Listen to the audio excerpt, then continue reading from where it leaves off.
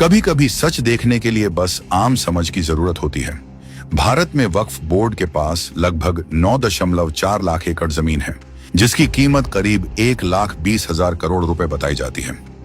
वक्फ board ने जो ये संपत्ति जमा की है, ये सिर्फ दान से नहीं की गई, बल्कि 1995 में कांग्रेस ने वक्फ बिल के सेक्शन 40 के तहत वक्फ बोर्ड को यह अधिकार दे दिया था कि वो ये तय कर सकता है कि कोई भी संपत्ति वक्फ की है या नहीं, जिसके चलते बोर्ड किसी भी संपत्ति को वक्फ करार कर देते थे।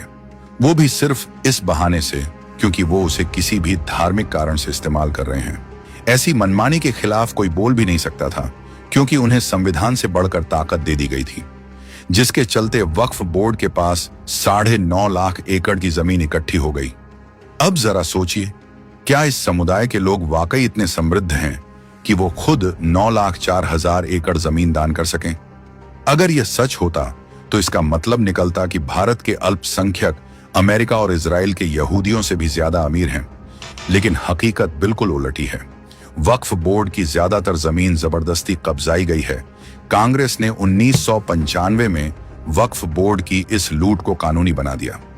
इतनी जमीन होने के बावजूद क्यों इस समुदाय के लोगों के पास धर्मस्थल बनाने की जगह नहीं और उन्हें प्रेयर्स के लिए रोड पर उतरना पड़ता है? इसका जवाब आपको इन आंकड़ों में मिलेगा।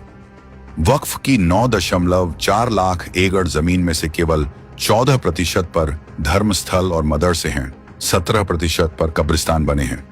लेकिन बाकी 69% जमीन के साथ क्या किया जा रहा है? इसका कौन फायदा उठा रहा है? हालांकि उम्मीद बिल से राजनैतिक भूमाफियाओं पर लगाम कसी जाएगी, इसलिए तुष्टीकरण करने वाली पार्टियों की नींद उड़ गई है। कांग्रेस गरज रही है, ओवैसी बौखलाकर बिल फाड़ रहे हैं। क्यों?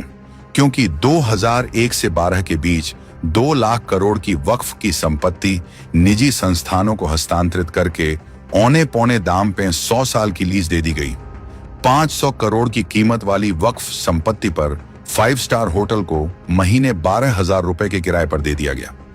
वक्फ प्रॉपर्टी की केवल भाड़े से इस समुदाय के पिछड़े और गरीबों का इतना कल्याण हो सकता है कि उन्हें किसी आरक्षण और फ्री बीज की जरूरत ना पड़े।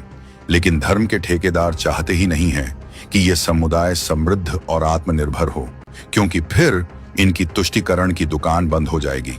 लेकिन मोदी सरकार ने लोकसभा को सुबह 11 बजे से लेकर रात को 2:45 बजे तक चलाकर इनके नापास मंसूबों पर ताला लगा दिया है। और अब से कोई भी किसी भी जमीन पर बिना कागज दिखाए दावा नहीं कर सकता। अब वक्फ ट्राइब्यूनल के फैसले को भी कोर्ट में चैलेंज किया जा सकता है। अब धर्म के आधार पर बनाया कानून नहीं, सिर्फ संविधान ऊपर होगा।